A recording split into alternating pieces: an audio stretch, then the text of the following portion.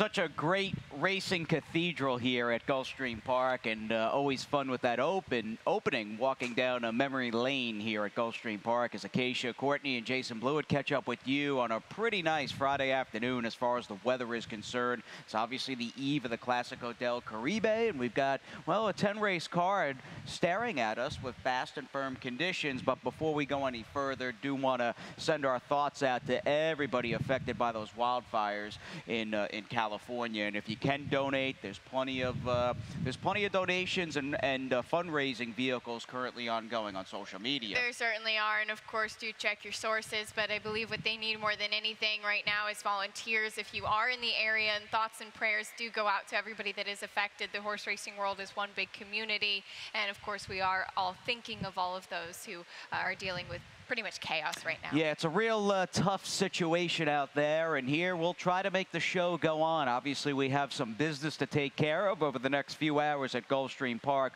on this opening Friday of the championship season. Now, a lot of good is about to happen here. Certainly today, we've got some nice racing in store for you on day number 5 of the championship meet, but we are on the verge of doing something here tomorrow afternoon with the first ever, as far as the United States is concerned, Clásico del Caribe. So we're talking championship races, a lot of purse money, and an international flair, and the proof is right behind us. You can even see the flags adorning the walking ring here at Gulfstream Park. You can just feel the atmosphere as well. Lots of people coming in for the weekend, and we're thrilled and honored to have the Clásico del Caribe at Gulfstream Park for the very first time, outside Latin America or the Caribbean. Of course, the Caribbean Derby is going to be the highlight. $300,000 this race, and you have 12 horses in the field. Jason, will be pretty exciting to see how all of these horses do. You have the Puerto Rican Triple Crown winner and Justiciero, plus many more. Mile and a furlong, main track, some outside posts, mainly the Panamanian bred Fry Angelico, who's obviously the third choice on Jay Stone's morning line at 9-2. He's got top riding Luis Saez. How will that post potentially affect Fry Angelico? Well, our own Ron Nicoletti caught up with trainer Alberto Paz Rodriguez and asked him exactly that. Tell me what you think of the post and how you think your horse is going to run. Well, Luis Saez is going to be the decisive factor. He'll know what to do. This horse has got speed, so if he wants to go close to the lead, he can do it. And if he wants to stay behind, which was his best race, was running from, well, close to the lead.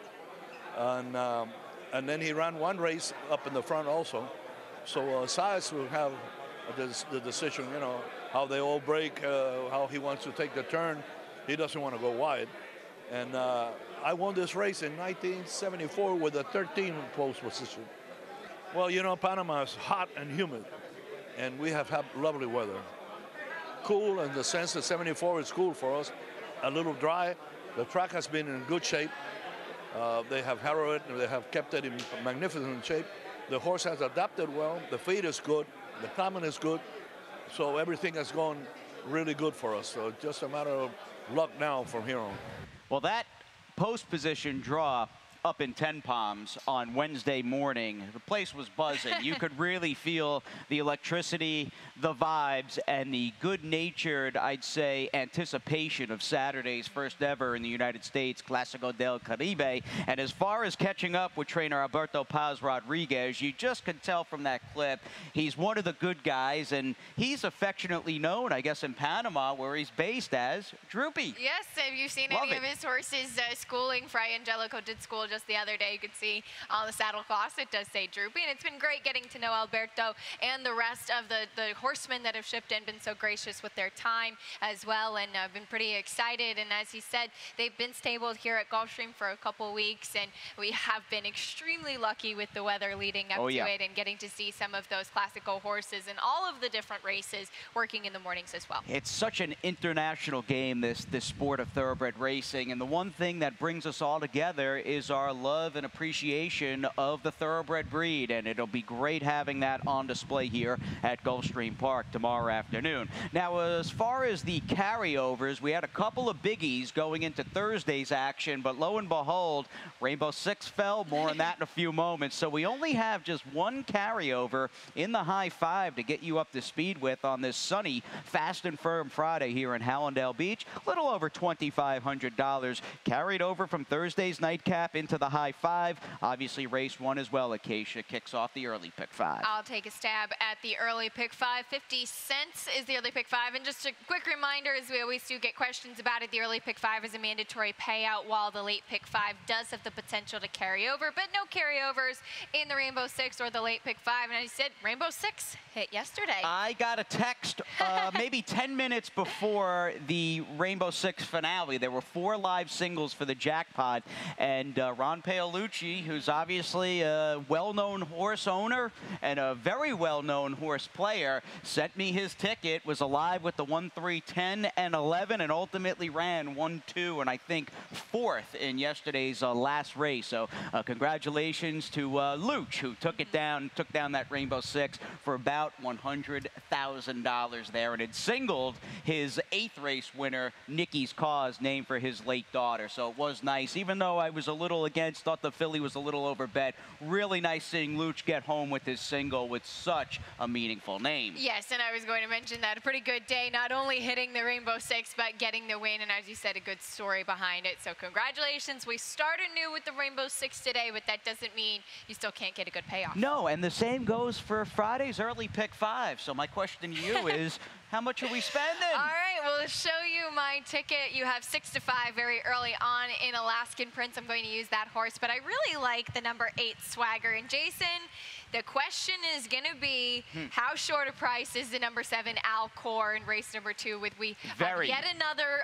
Todd Pletcher drop down. I'm intrigued by the 3-Star Stone, another drop down horse for Peter Wilder. I'll use that one as well. Using 2 deep in the 3rd race. So I do think the horses that are the biggest players need to improve. Scam's last couple of races were a little bit disappointing, but he's off the claim for trainer Angel Rodriguez. Race number 4, that's a maiden 50 on the dirt, just using the 3 Tito Chip, another Todd Pletcher running, and also going to be using the 5 Zeroma for Antonio Sano. And I wanted to spread in the 5th race. I think that's a really nice maiden event on the turf.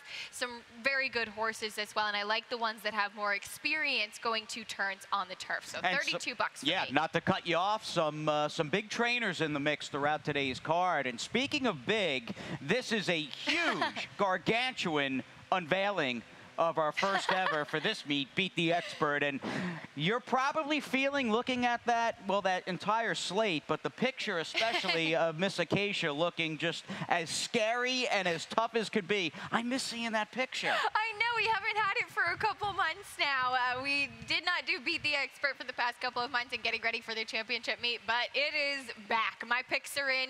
Go to our Facebook page at the Gulfstream Park website. If you could pick more winners than me, you can get one of those great polos. Plus, as Jason always says, you get to trash talk on Twitter. It goes with the territory, so keep us in the loop. Let us know how you're doing, and feel free to talk some smack to this world-class handicapper next to me as we try to pick our way through this 10-race Friday card, day number 5, our opening Friday, the championship meet on the eve of the Clásico. Pretty good. Now, the first race, you talk about pretty good. These are some hard-nosed, consistent, real honest $16,000 claimers. The 16K claimers going long on the turf and sprinting this 5-furlong distance on the grass in South Florida. These races, this division, they're absolute wars. I could make a case for a handful of horses in here. Ultimately, I do like the drop in Class A with the number 5, Sing Another Song. And although this trainer might not be a household name in Pedro Castillo, these are very shrewd connections, this Northwest stud, and I have no issues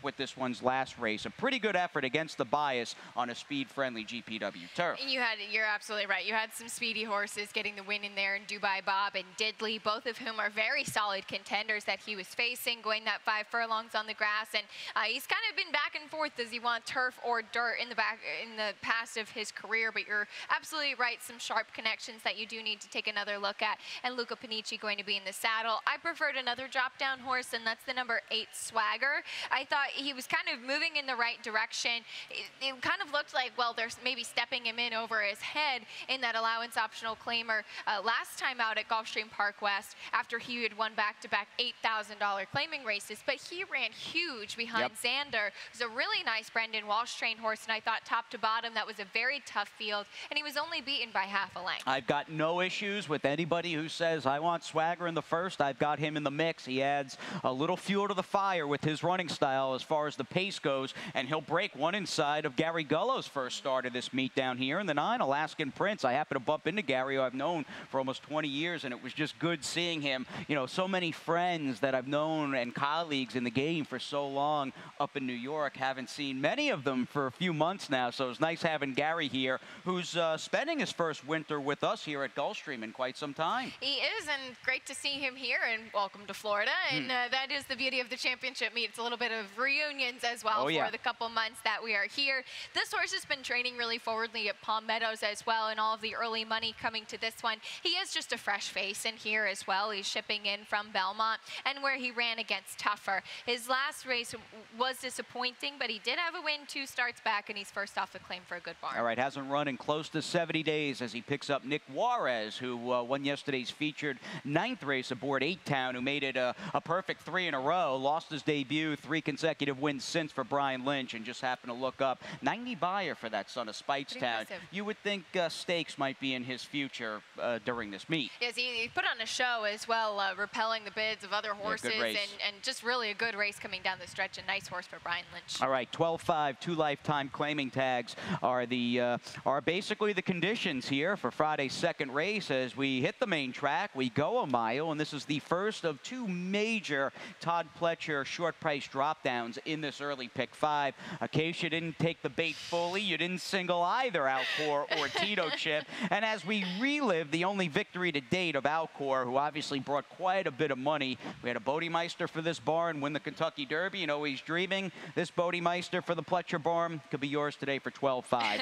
And I remember watching this maiden race in the office with you and Ronnie, and although this horse paid $220, $210, and $210, this win was in jeopardy and was never really realized until basically he was clear. He had to work really hard, and obviously they're hoping to win and lose this horse today for 12-5. It looks like that'll be the case, and this is a very similar scenario as to what Todd Pletcher did yesterday, and I know that the horse won for fun, but I just, looking back at my notes and looking at that race too, he didn't win it easily, and I don't think he even met the strongest maiden special weight field that he faced that day. So all of that considered, plus he is the type of horse that he's kind of headstrong. He acts up a little bit in the walking ring prior, so I'll be curious to see how he acts today now with 4 starts under his belt and second off of a bit of a layoff.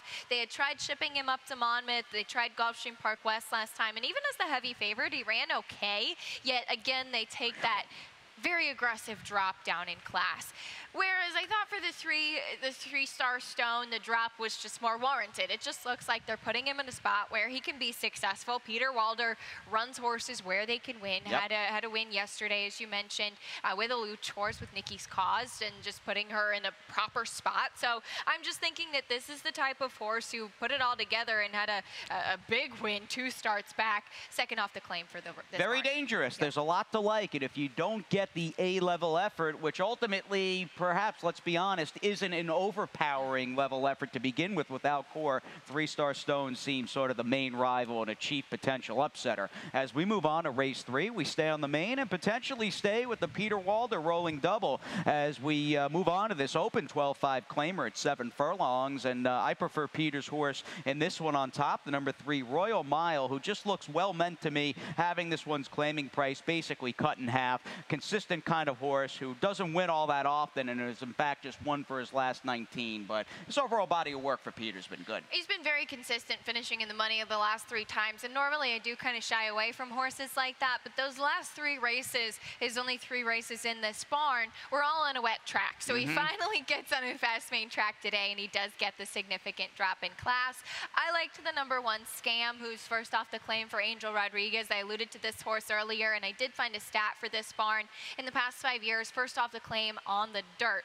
He's 42% win and 71% of the time in the money with a positive ROI. So just a very sharp claiming outfit, can get horses to take that step forward. I like that he laid him up a bit since September 29th in his last race in the wet track. He was beaten by, I thought, a very nice field. All right, let's move on to race number 4 and back to the Pletcher barn here as Todd has Tito Chip, who's by Ghost Zapper, dropping in for maiden 50 in this one's second start for Starlight Stable. As we stay on the dirt, 3 consecutive dirt races here in the early pick 5, 1 mile the distance, 50K, 2-year-old maiden claimers. We will get you back to Tito Chip's first start a couple days before Halloween, about 8 miles west of us at GPW, and the boys up in the control room have highlighted the number 1 on this particular day, Tito Chip, and this is a horse who just never really had, from that tough inside post, great position, and he'll get himself in a pretty big jackpot if we could just freeze it there. You see him actually, let's just move a little beyond that silly bush. There we go. I'm going to chop that down one of these days.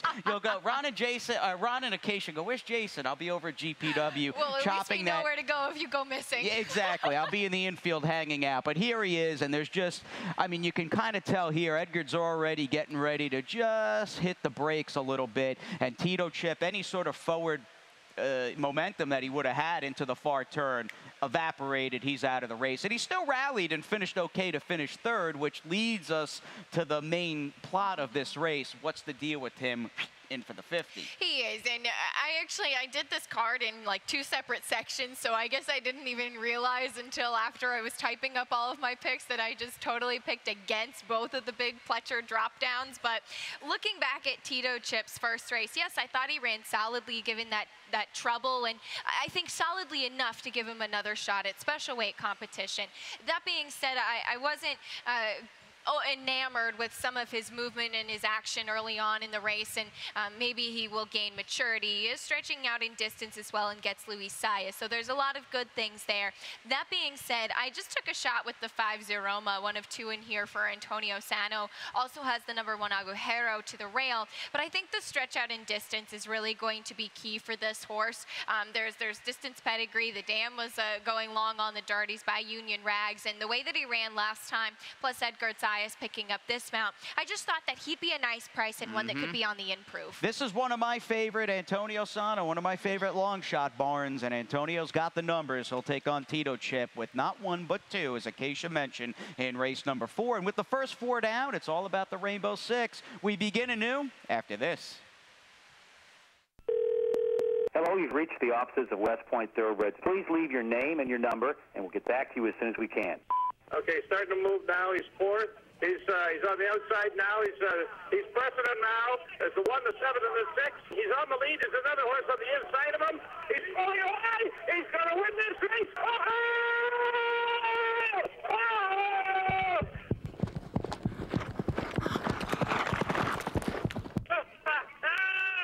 I'm Javier Castellano. I am Joel Rosario. I'm John Velasquez. For the first time ever, the Clásico del Caribe will be at Gulfstream Park. Entertainment, special events, and the best horses from Latin America and the Caribbean. Right here in South Florida. Right here in South Florida. It's a thriller, it's a popular, it's an international. The Clásico del Caribe is coming to Gulfstream Park. The Clásico del Caribe is coming to Gulfstream Park on December 9th. I'll be there. Will you? Welcome back on this live Friday edition of Gulfstream Today. Acacia and Jason with you again from our Gulfstream studios. You can tell even from the picture behind us, gorgeous day for thoroughbred racing. And once again, we chased that Rainbow Six. So what are we doing? All right, well, a good way to start it off. It was hit yesterday, so we do not have a carryover today. So I'll be a little bit more conservative with my ticket because we want to pad the bankroll. We have 11 stakes on the program tomorrow. Crazy day. We're really excited for the first Clásico del Caribe. I'm just going to be using 2 deep in this first race. If you remember, I actually spread in my early pick 5 ticket, so maybe this is an opener. Watch the board, see how horses are moving. I love when you have a 2-year-old race to start off the Rainbow Six sequence, and especially one on the turf. significant scratch, I think, in the 6th race of Trev, so I'm going to be using 3 horses in there. You're left with quite a bit of early speed. Oh, yeah. Race number 7 using 2 horses. I like a speed and a closer in there. 2 deep in the 8th as well. Here's another one. We have Todd Pletcher with a first-time starter this time, very present on today's card and tomorrow's as well. 3 deep in the 9th race and just 2 deep in the cash out. Hopefully we do get there. Under the Rain and the number 7 Furiosa for $28.80. Very hard cash out, Yes. by the way. That is a tricky race. I think I kind of quipped in my program analysis today, which along with my picks, Acacia's picks, Ron's picks, they're all available free of charge on our GulfstreamPark.com website. But I said I used a quarter of the field, and I don't feel very confident at all. But anyway, it begins with this group of 2-year-old maiden claimers, and I'm just going to, I see the City Zip, I see the Clement Factor, second time out the Lasix, and I'm sold here on the 6 Bake Light. And that's certainly fair. And there's not much turf pedigree on the bottom side, at least in the immediate dam. She was a stakes winner, but she was 0 for 1 on the turf, and the only sibling was 0 for 3 on the grass. That being said, you have the City Zip presence in a very good turf barn. Actually, turf meant in his debut. But Jason, I was intrigued by the 4 Hey Howie, and you've heard me talk already about trainer Nicholas Gonzalez, and we have a stat to show you just for some food for thought. In the past 5 years, maidens on the turf at Gulfstream over the past 5 years. Again, this barn does an excellent job at 4 for 26 and 58% of the time in the money with a 256 ROI. So Amisel Jaramillo in the saddle has a work at Gulfstream and already a little bit of turf experience. Now, works recently at Palm Beach Downs, and you've turned me on to Nicholas Gonzalez, a trainer I will be keeping an eye on, and certainly gave that horse a look today in a very wide open race, even though you don't see the 4 in my top 4. 'Tis now times 2. A bit of a fire sale going on with a barn that just has an army of huge cavalcade of 2-year-olds, and they have, Pletcher barn that is, has this firster by Tisnow as we bring up a little backstory if you're wondering. I mean, a horse who went at OBS March for just under 300,000 debuts for 50K today. Now, this horse did breeze a furlong in 10-1 in that OBS sale. The dam was pretty good, but she was a dirt sprinter. This is her first foal. I guess ultimately we'll watch and see how this one's bet, and you'll fill us in on how this one looks in his debut. I'll be really intrigued to see this one. $290,000 purchase, as he said. First-time starters on the turf and maiden claiming with 2-year-olds is not a move that we really do expect high numbers for the Pletcher barn, but you always have to pay attention to anything he sends out. Yes, you do. The man has won 14. That's 1-4 consecutive championship meet titles here at Gulfstream Park. Now, race number 6 on this Friday begins the late pick 5. We're halfway home, and we have our first and maybe the biggest scratch on the card today. Not the first scratch, but the biggest key one, and that happened to come in the form of the number 2 Trev. Even with, and no, not that Trev, not the one with the E. She's overseas somewhere enjoying her status as a new mom. But anyway, this Trev, even though he's not running today, there is a ton of speed in this race. And as you see my late pick 5, I had a single somewhere because the supporting races are just so tough. So I'm just going to, you know what? I wish Trev was still in the race because that horse would have definitely assured a supersonic pace, but I still think we're going to get some hitting with Coronado again, the 5 Visionary Ruler.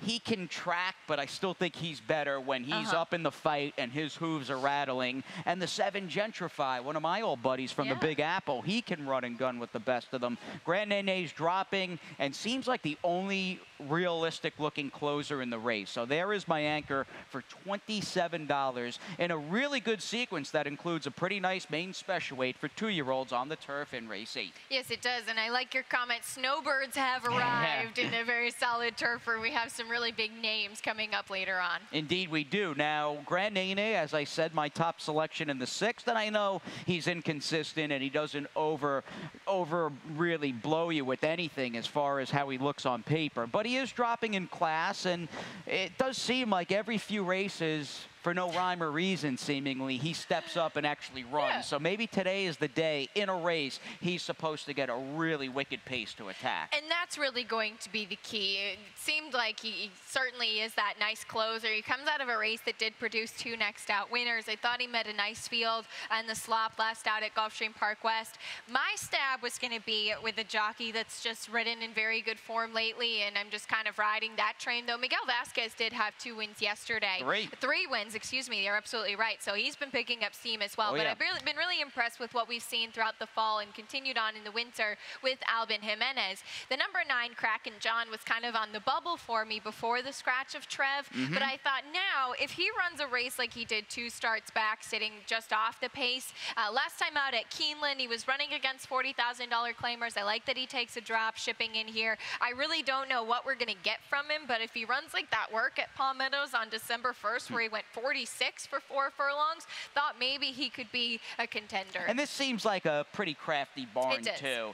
And a spot where it feels like he's had a few wise guy horses, a spot where you might get overlooked with Kraken John. A visionary ruler, by the way, co-bred by one of my good buddies, and Eddie Rosen, and this 7-year-old by Pollard's Vision, a New Jersey bred, still in good form, but again, he's the horse to beat, I think, but he's going to get a very taxing trip. He really is, and there's so much speed, and you mentioned that even Gentrify off the layoff now with Rashawn Creaky.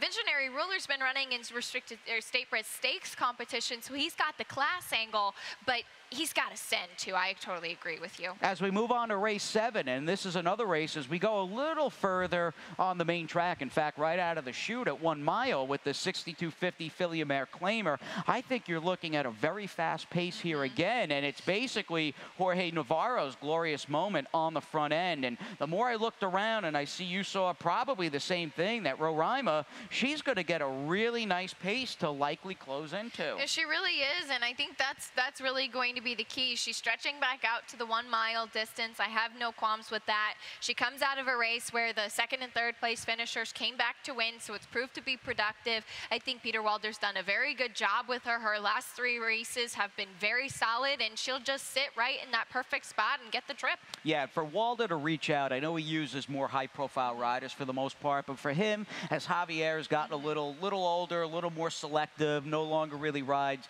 9 or 10 or 11 a day, for him to give a leg up to Javier, this mare must be doing pretty well as well, and I think that certainly gets a check mark or 2 in the confidence department. As the 8th race, a good one, and a couple of good ones late in the program here, as this 2-year-old $48,000 maiden special weight goes on the turf at 7.5 furlongs. A Pletcher firster in the mix by Malibu Moon. I mean, a good-looking field with some top barns. Kieran McLaughlin has his first starter of the winter meet here with the number 10 Solid, but lo and behold, it is a cold super, folks. You heard it here first. 5, 10, 2, and 7 for you and me. We both like Fastboat, who, wow, did he chase a monster first time out. He really did. He was behind Analyze It, and he was 3rd, and Analyze It won by open lengths in there. And as you said, chasing a monster, I think, is the perfect way to put it. And this colt is pretty similar to Bakelite, who Christoph does have a little bit earlier on in the card. He's got another city zip in here. What I like about this one is that he has turf experience already, and he faced a very good field. Here's just a stat, some more food for thought. In the past 5 years, Christophe Clement on the turf, first-time Lasix with horses making their 2nd career start. He wins at a 25% clip, and it's 58% of the time in the money. Positive ROI. Just thinking that this is a horse he's going to look around and say, no Analyze It to deal with here. Maybe have a little bit better time, though he doesn't meet a necessarily easy field. No, he doesn't, and with his early speed, he's likely to obviously play part of the pace, but he's likely to meet a horse like the 10 Solid, who's got some foundation. It's Johnny V and Kieran McLaughlin, 1 Hall of Famer, 1 future Hall of Fame trainer, and I've got no issues with his 3-race body of work up in New York. Yeah, he's beautifully bred, too. This is a colt by Smart Strike, and he's have to Riveting Reason, Bang Bang Bang, both of whom were stakes place or Riveting Reason grade 1 place. And he's actually been knocking on the door in his 3 career starts, and you kind of find with Kieran a much more patient approach, especially to the 2-year-olds. They improve the more experience they have. And Johnny V winds up, I should say, riding for Kieran on a horse he has not been aboard yet, at least as far as an afternoon race is concerned, and that makes you go hum, because Todd Pletcher does have a Malibu Moon firster in the mix in Hyana